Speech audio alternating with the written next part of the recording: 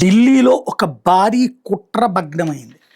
ఢిల్లీలో మొత్తం 9 మందిని అరెస్ట్ చేశారు. వీళ్ళందరూ కూడా లష్కరే తోయిబా, జైషే మహమ్మద్ ఇట్లాంటి వాటితో లింకులతో పాటుగా ఐఎస్ఐతో నేరుగా లింకులు ఉన్నటువంటి వాళ్ళు.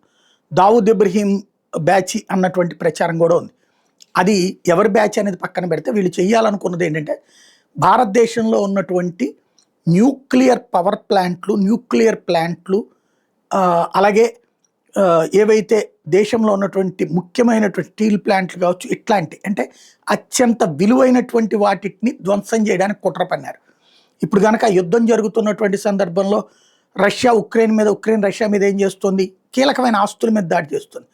ఇరాన్ మీదన అమెరికా వాళ్ళు, ఇజ్రాయెల్ వాళ్ళు ఏం చేస్తున్నారు? కీలక ఆస్తులు ధ్వంసం చేస్తున్నారు. ఇరాన్ వాడు ఏం చేస్తున్నాడు? గల్ఫ్ దేశాల్లో ఉన్నట్టు కీలక ఆస్తులను ధ్వంసం చేస్తున్నాడు. అట్లాంటి పని యుద్ధం లేకుండా ఇండియాలో పరోక్ష యుద్ధం అనమాట, ఉగ్రవాద యుద్ధం. ఉగ్రవాదులే ఈ దేశంలో యుద్ధం చేయాలని ప్రయత్నించారు. అలాంటి వాళ్ళు ఇప్పుడు పట్టుబడ్డారు.